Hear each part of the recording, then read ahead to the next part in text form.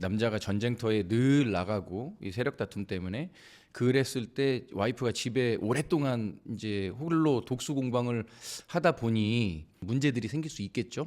그래서 갑자기 이제 남편이 집에 들어왔을 때 이렇게 키스를 해서 술 냄새가 나면 이 사람이 음란한 행동을 했다고 추측을 한 거죠. 로마편 사랑과 전쟁이네. 뭐 19금 이야기도 많습니다. 예, 그런데 뭐 나중에 기회가 되면 말씀을 드리도록 하겠습니다. 예. 하나만 들어볼까요? 아, 편집입니다. 이거. 예.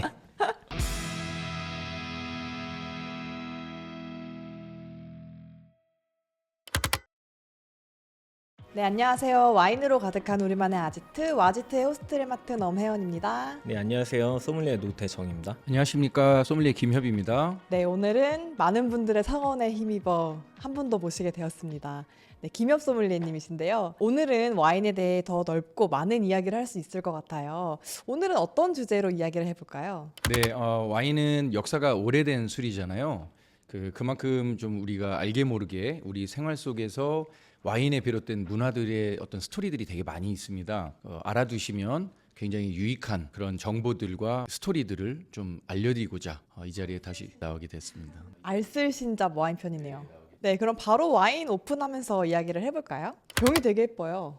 클레오파트라와 줄리어스 시저가 마셨다는 브라케토 다귀입니다.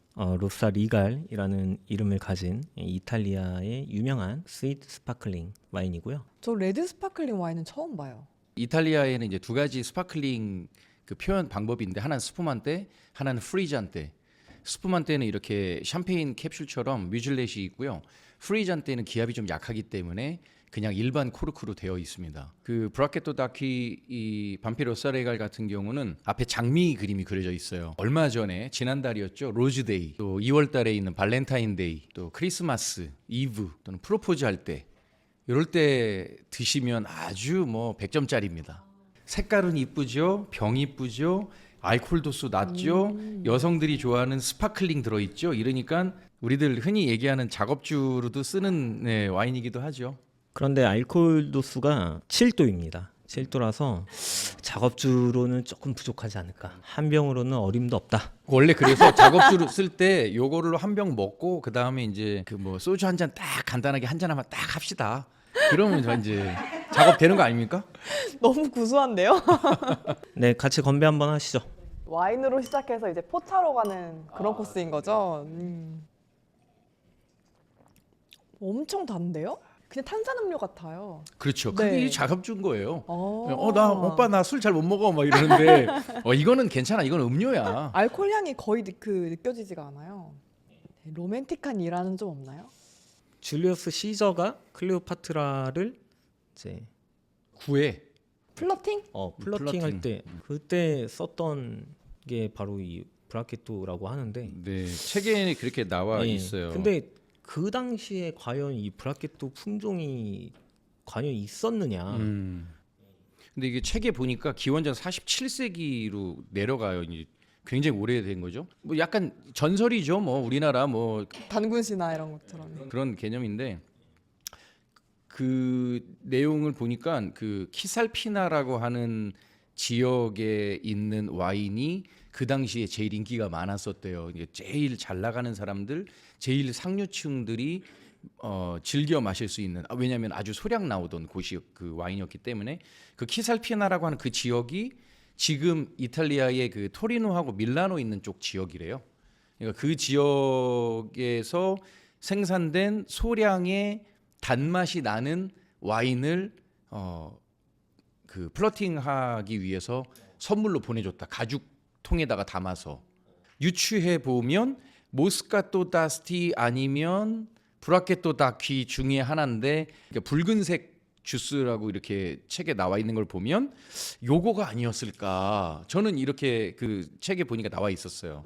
과연 그들이 이 와인을 먹었을 것인가? 그거에 대한 의문은 남아 있습니다. 왜냐하면 이 브라케토에 대한 그 문헌상 기록이 14세기 이전에는 없거든요. 그래서 그냥 하는 얘기가 아닌가라는 의문은 좀 갖고 있습니다. 그리고 이집트의 수도가 이탈리아 서북부 지역이랑 거리가 꽤 있기 때문에 거기까지 이제 운송이 되었을지에 대한 여부도 좀 의문을 가질 수가 있습니다. 네, 오늘은 그런 이야기. 한마디로 와인의 역사와 함께 좀 관련된 재미있는 그런 썰, 스토리텔링에 대해서 한번 말씀을 드려보도록 하겠습니다. 너무 기대가 됩니다. 또 이런 거 많이 배워놔야 이제 친구들 만날 때 써먹을 수 있거든요. 혼이 담긴 구라라고 얘기할 수 있습니다. 제가 이제 방금도 우리 회원님 먼저 와인을 따라드렸죠. 항상 몸에 배어 있잖아요. 굉장히 신사다운 행동인 것 같아요. 뭐 늘 그렇죠. 예. 이 레이디 퍼스트의 유래를 혹시 아십니까? 잘 모르겠습니다. 네, 그 중세 시대에 대한 이야기인데요. 그 당시에는 이제 봉건 사회이고, 그래서 그 지방의 그런 영주들 간에 좀 소유권을 놓고 벌이는 그런 전쟁이 뭐 하루가 멀다 하고 굉장히 많았다고 합니다. 그런 만큼의 휴전을 위한 협상이라던가 식사를 통한 그런 협정을 많이 맺었는데, 식사를 하는 척하면서 와인에 독을 타서 이제 상대방을 독살시키는 그런 유행이 있었다고 합니다. 예, 그걸 방지하기 위해서 이제 상대방을 초대한 다음에 내가 호스트가 먼저 맛을 보는 걸 했던 그치. 거예요. 그게 바로 호스트 테이스팅의 유래입니다. 그리고 그때 또 맞춰서 하는 게 좀 더 큰 신뢰감을 주기 위해서 이제 반려자, 안주인이 먼저 테이스팅을 하는 거죠. 그게 바로 레이디 퍼스트의 시작입니다. 기미상궁이네요, 네. 진짜. 그래서 사실 레이디 퍼스트의 유래가 썩 그렇게 유쾌하지만은 않다. 독이 들었는지 안 들었는지 먹어봐라. 그런 이야기가 있습니다. 네.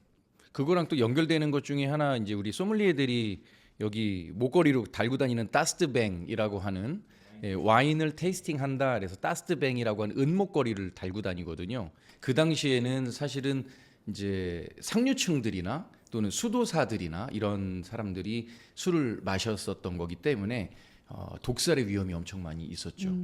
따스트뱅에다가 와인을 담아서 문제가 있는지 없는지 확인하고 직접 소믈리에가 마셔보고. 그래서 사실 소믈리에도 어떻게 보면 기미상궁의 역할이라고 생각이 들어요. 듣고 보니 썩 유쾌하지는 않은 것 같습니다. 키스에 대한 이야기도 비슷하다고 들었어요. 키스의 유래. 그 로마 시대에는 여성은 아예 나이와 상관없이 술을 마실 수가 없었습니다. 여성들이 혹시나 외출을 하고 집에 돌아왔을 때 술을 마셨는지 와인을 마셨는지를 검사하기 위해서 기습적인 키스를 하는 것이 관습이자 법이었다고 합니다. 그렇지. 예, 그게 바로 키스의 유래다. 네, 뭐 로맨틱한 그런 또 역사 아닙니까? 로맨틱한 건가요? 술을 먹으면 아무래도 남자든 여자든 어떤 감정적인 부분들이 좀 더 생길 수 있잖아요. 남자가 전쟁터에 늘 나가고 이 세력 다툼 때문에 그랬을 때 와이프가 집에 오랫동안 이제 홀로 독수 공방을 하다 보니 문제들이 생길 수 있겠죠. 그래서 갑자기 이제 남편이 집에 들어왔을 때 이렇게 키스를 해서 술 냄새가 나면 이 사람이 음란한 행동을 했다고 추측을 한 거죠. 로마편 사랑과 전쟁이네. 뭐 19금 이야기도 많습니다. 예, 그런데 뭐 나중에 기회가 되면 말씀을 드리도록 하겠습니다. 예, 하나만 들어볼까요? 편집입니다. 이거. 예. 지금은 조금 생소하지만 네. 그 고대 이집트에서도 와인을 만들었다는 이야기도 있는데 예. 이집트 벽화를 통해서 알 수가 있어요. 이집트 벽화를 보면요, 그 포도를 양주하는 과정부터 해서 굉장히 디테일한 그런 장면들을 볼 수가 있는데요. 그 독특한 문화가 무엇이냐면 혹시 우리 회원님 술 과음하시고 나서 오바이트 해보신 적 있으세요? 20살 때 좀 했던 것 같아요. 네네. 지금은 안 그러죠. 예. 그저께 한 건 뭐야? 예. 네. 그 이집트 때는 이제 파라오와 그런 이런 제사장들 그들만이 이렇게 와인을 즐길 수 누리는 있었죠. 그런 특권이었다고 합니다. 술이 취한다라는 것은 어떤 그들의 어떤 권위와 권력과 지위를 상징하는 거였다고 해요. 그래서 술이 취하고 마지막에는 거의 이렇게 오바이트를 하는 게 가장 최고의 오, 예. 부의 상징이네요. 그런 부의 상징이었다고 해요. 그래서 이집트 벽화를 보면 그 다토예요? 노예 두세 명이 벽화에 막 파전 붙어 있는 거 아니에요? 노예 두세 명이 막 이렇게 술 취한 주인들을 이렇게 모시고 가는 모습부터 해서 실제로 토하는 모습을 벽화에 예, 묘사한 그런 부분들이 있습니다. 뭐 파전까지는 잘 모르겠고요. 예, 또 예전에 그런 말이 있잖아요. 적당한 와인이 건강에 좋다. 이거는 좀 과학적인 사실에 기반한 말인가요? 그 예전에는 와인이 의학적 용도로 많이 쓰였습니다. 특히 유럽 쪽은 그 토양이 석회질. 예, 석회질 토양이라서 물 자체가 안 좋아요. 우리나라는 화강암이라서 물 되게 좋거든요. 그래서 유럽 쪽은 항상 그 와인을 식수 대용으로도 많이 사용했습니다. 그런데 와인을 그냥 먹는 게 아니라 와인에다가 물을 타서 먹고 중국에서 차를 마시듯이. 노태정 소믈리에님은 콜레스테롤 이런 건강 검진 언제 해봤어요? 저희는 뭐 1년에 한 번씩 합니다. 한 번 해요? 예. 콜레스테롤 수치가 높아요, 낮아요?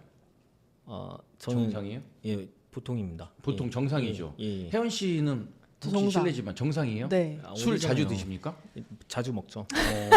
다른 술에 비해서 와인은 항산화 작용이라고 하죠. 네, 그 항산화 작용이 되기 때문에 이 화이트 와인은 이뇨 작용에 좋고 레드 와인은 심혈관계에 좋다는 얘기들이 있죠.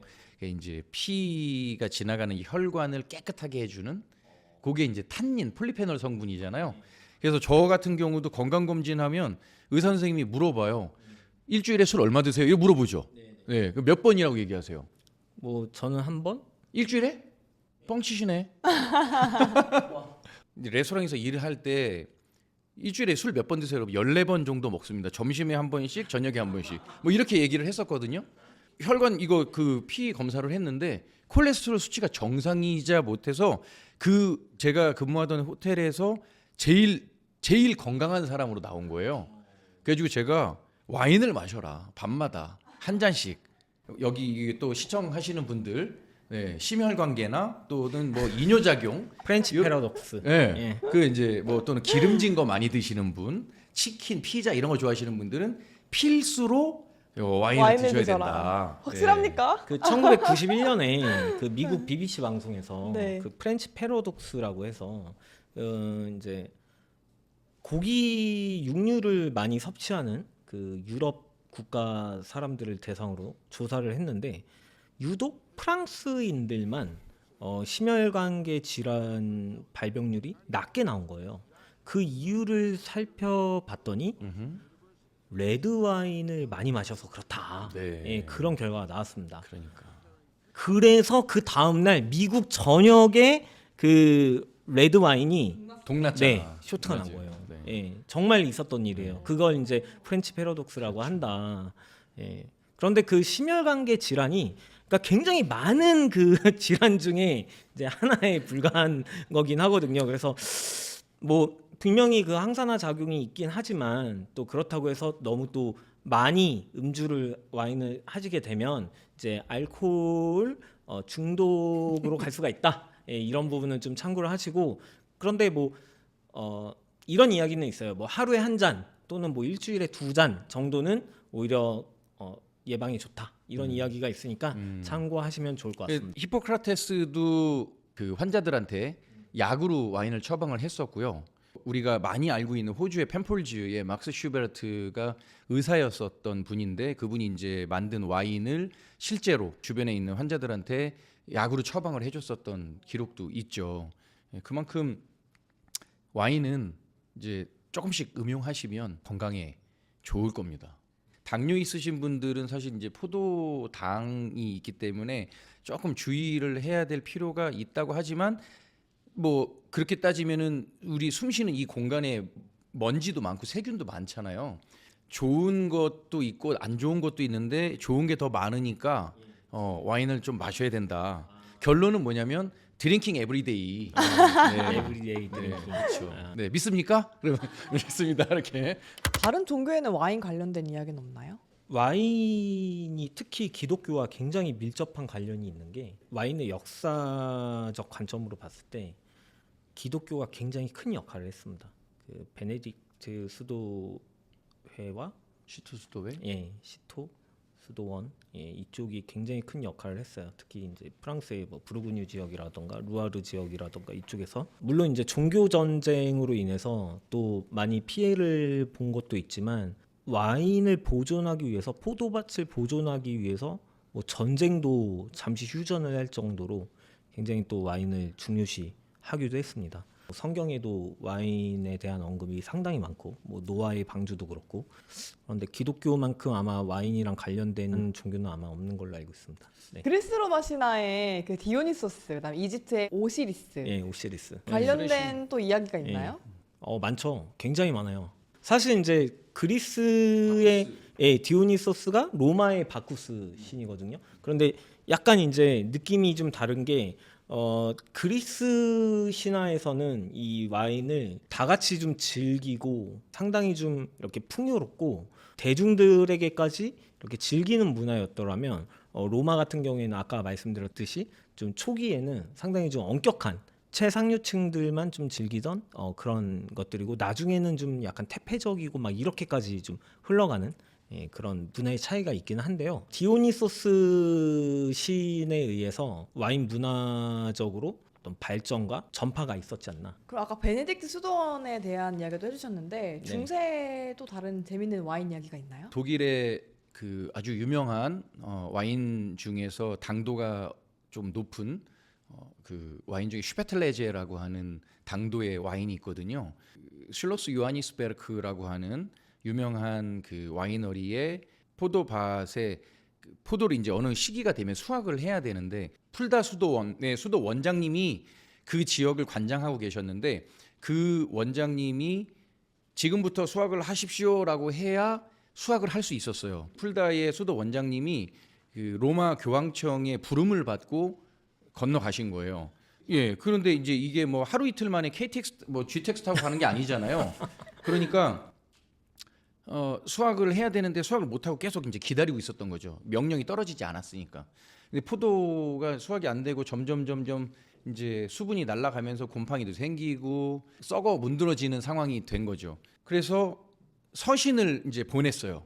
서신을 보내서 그 서신이 이쪽 그 슐러스 요하니스베르크에 도착을 했을 때, 자, 그럼 지금 이게 우리가 이제 허가를 받아 왔으니 지금부터 수확합시다. 그래가지고 수확을 딱 하게 된 거죠. 근데 다 썩어 문드러져 있는 그 포도들을 가지고 수확을 해봐야 무슨 의미가 있느냐. 다들 툴툴거리면서 수확을 그냥 해서 와인을 어떻게든지 하여튼 만들었더니 꿀과 같이 당도가 높은 스윗한 와인이 만들어졌더라. 그런 스토리를 가지고 있죠. 그게 스페틀레제의 스토리 시작점이죠. 네. 그 스페트레제가 그 독일 와인의 등급이거든요. 등급의 명칭인데, 스페트가 이제 늦은이라는 의미고 레제가 수확이라는 뜻입니다. 그래서 레이트 하베스트라는 의미를 갖고 있어요. 그래서 원래 이제 허가하에 수확을 해야 되는데 늦게 수확을 해서 우연히 늦게 만들었는데 그런 달콤한 와인을 만들게 된 거죠. 일단 수도사가 되기 위해서는 와인을 잘 마셔야 된다. 그런 그들의 어떤 암묵적인 룰들이 있었고요. 또 포도를 관리하고 와인을 만들면서 이런 육체적 노동을 하는 것 자체가 그들에게는 그 수련의 하나였어요. 그러다 보니까 진심으로 잘 대했고, 그리고 또 아주 중요한 것 중에 하나가 그 수도사들이 이 수도원에서 토지를 관리를 해서 이런 그랑크리라든가 프리미에 크리 밭의 경계를 다 그 당시의 기준을 잡게 됩니다. 그래서 그 당시에 만들어진 경계가 지금까지 이어져 내려오고 있어요. 그래서 그 부분에 대해서는 수도원의 공이 굉장히 컸다고 할 수 있겠습니다. 또 하나 기억나는 건요. 그 독일의 라인강 줄기에 보면 모젤이라고 엄청 유명한 리슬링의 천국이죠. 그 트리어라고 하는 모젤의 수도가 트리어거든요. 그 트리어에 예수님의 성의가 모셔져 있는 성당이 있어요. 트리어 대성당. 그 트리어 대성당이 주교로 있었던 베몬트라고 하는 주교님이 계셨었는데, 그 이 베몬트 이 주교님이 몸이 안 좋은 거예요. 그래서 여러 가지 치료법들을 막 이렇게 써봤는데 영 안 낫는 거죠. 그래서 공고를 냈어요. 내 병을 치료해 주는 약을 가져오는 사람에게 큰 상을 내리겠다. 그렇게 한 거예요. 그래서 어떤 농부가 어떤 책에는 기사라고 나와 있는 사람 어디도 나와 있고 또 어디는 그냥 농부라고 나와 있어요. 근데 나이가 지긋하게 드신 어떤 할아버지가 손이 새까매가지고 이 주교님을 찾아왔대요. 그래서 이거를 한번 마셔봐라. 이거를 이렇게 계속 주기적으로 드시고 그 병이 나으신 거예요. 이 베먼트 주교님이 그게 리슬링 포도였던 거예요. 그래가지고 이 와인에 병을 낫게 하는 의사라는 호칭을 붙여준 거예요. 그 이제 닥터가 의사잖아요. 그 닥터를 독일어로 하면 독토르라고 부르거든요. 그래서 그 포도밭의 이름이 독토르예요. 프랑스 독일의 모젤 지역에 있는 베른카스텔이라고 하는 유명한 라인강 줄기에 있는 아주 작은 포도밭의 이름이 독토르입니다. 그래서 와인 레이블을 보면 베른카스텔러 독토르라고 적혀 있죠. 정말요? 다 네. 그거 먹고 이제 나은 경험이 있으신 분들. 그러니까 그걸 이제 네. 인용해서 쓰는 거죠. 이름을. 아. 이제 뭐 예를 들어 프랑스 샤또 이름을 쓰듯이 아. 뭐 닥터 어디, 네. 닥터 어디 뭐 이렇게. 실제로도 그 프랑스였나요? 샹그리아가 네. 이제 약으로 쓰였다면서요. 스페인. 네, 스페인. 네네네. 뭐 그 뱅쇼. 프랑스 뱅쇼, 프랑스 뱅쇼. 맞아요. 뱅쇼. 감기약이죠. 쌍화탕. 예. 쌍화탕처럼. 우리나라의 쌍화탕 같은. 네, 그런 거랑 좀 비슷한 거네요. 그렇죠. 네, 뭐 네. 비슷해. 우리나라도 뭐 보면은 복분자 먹잖아요. 네, 복분자하고 장어 먹으면 건강해진다 뭐 이런 얘기처럼. 건강이 아니라 정력 아닙니까? 그게 그거 아닌가요? 그래.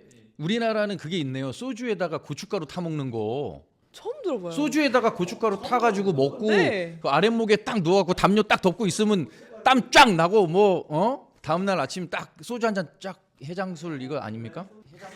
몰라요? 소주 고춧가루 타는 거? 네. 소주 고춧가루 타서 왜 먹는지 알아요? 왜요? 그러면 되게 그 감기 걸렸을 때 소주에 고춧가루를 타서 드시면 감기가 싹 나요. 무슨 의학적 근거가 있는 거죠? 그거는 이제 전통 기법이에요. 네. 우리 할머니가 알려주신 거. 상처에 청국장 바르는 것처럼. 메소드 트레디셔널이라고. 그러니까 다시 말하면 와인과 건강에 대한 얘기를 우리가 잠깐 나눴는데 이거 주제를 와인의 역사가 아니라 와인과 건강으로 바꿔야 될 것 같아요. 결국에는 와인과 건강으로 이어져서 와인을 많이 마시면 생명이 연장되고 아니 와인 전도사님으로 앞으로는 와인 전도사님으로 좀 소믈리에 김엽입니다가 아니라 네, 지금 와인 전도사 김엽입니다로 해야 될 것 네, 같은데요. 네, 예. 그러니까요. 예. 그 볼터치 하신 거예요? 아니면 빨개지신 거예요? 이게 둘다 근데 했습니다. 지금 말씀하시는 게 평상시에도 이렇게 얼굴이 이렇게 이런 말씀하세요? 아니죠. 이게 뭐냐면 이게 와인에서만 그러니까 술에서 얻을 수 있는 아주 좋은 영향력인데 인비노 베리타스라고 와인 속에 진실이 담겨 있다 이런 뜻도 있거든요. 그러니까 이 심포지엄에서 이제 나오는 네. 얘기죠. 옛날 심포지엄을 함에 있어서 그들끼리 이제 어색하니까 처음에는 이제 형식적인 얘기들을 좀 하고 서로 계속 수박 겉핥기식 얘기들을 나눈 거죠. 그러다가 야 우리 뭐 이런 회의고 뭐고 이런 거 다 그냥 없다 생각하고 와인 한잔 합시다.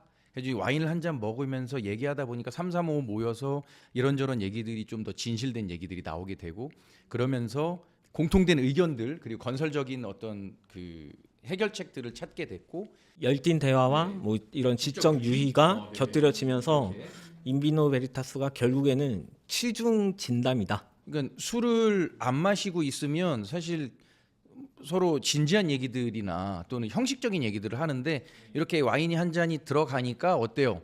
예, 막 그 말대꾸도 막 하시고 이렇게 되는 거예요. 여기 한번 보여주세요. 손목에 오, 있잖아요. 손목에. 제가 제일 좋아하는 명언이 인비노 베리타스거든요. 예, 그래서 와인에 진심이 있다. 건배 중에도 보면은 인비노 베리타스 우리는 한 배를 타스 이거 있거든요. 우리는 그러면 한 배를 타스 이렇게 하는 거예요? 청바지 아니에요? 청춘은 바로 지금 이거 아니에요? 약간 그런 거예요. 네. 베리타스 한 배 한 배를 타스 이렇게. 정말 낫대네요. 정말 아재네. 네. 나중에 한번 꼭 써 먹어보세요, 우리 시청자님들. 네, 뜻을 알고 보니까 좋네요. 네. 와인에 관련된 이야기가 너무 많아서 이쯤에서 줄여야 될 것 같아요. 와인을 공부하다 보면 점점점 인문학적으로 많이 이렇게 흘러가게 되거든요. 그러니까 역사에 관련된 내용들을 많이 다루게 되는데 어렸을 때 국사나 세계사를 공부를 잘 안 해가지고 그 몇 세기 뭐 이런 스토리들 그런 것들을 잘 몰랐었어요, 사실. 근데 이번 와지트 촬영하고 또 준비하면서 많이 또 저도 배울 수 있는 좋은 기회가 됐고, 우리 노태정 소믈리에님이 이런 인문학적인 측면에서도 이렇게 조예가 깊으신지를 제가 몰랐는데, 아 이게 청철어람 청어람이라는 네, 느낌이 좀 드네요. 이것도 편집인가요? 와인 전도사 이제 김엽 소믈리에님이 되셨네요. 와인 전도사 해요 저? 네. 아 네, 알겠습니다. 와인 그러면 전도사. 다음에 올 때는 저기 그 와인병 하나랑 성경책이랑 이렇게 들고 와가지고 하도록 하겠습니다. 제가 이제 네, 그럼 오늘 와인에 대한 이야기 재밌게 나눠봤고요. 와인으로 가득한 우리만의 아지트 다음 시간에 또 만나요. 안녕. 안녕. 근데 이렇게 그 와인과 건강에 대해서 그런 확고한 철학이 있으신지 정말 몰랐습니다. 와인을 매일매일 지금 이제 음용을 하고 있습니다. 한 번 따면은 한 병 다 먹어야 되니까 이렇게 좀 나눠서 이렇게 소분해서 마시면서, 이게 이제 나이가 40이 넘어가니까요 자꾸 머리도 빠지고 주름살도 생기고 그래서 40 넘은 지는 되게 오래 되시지 않으셨어요?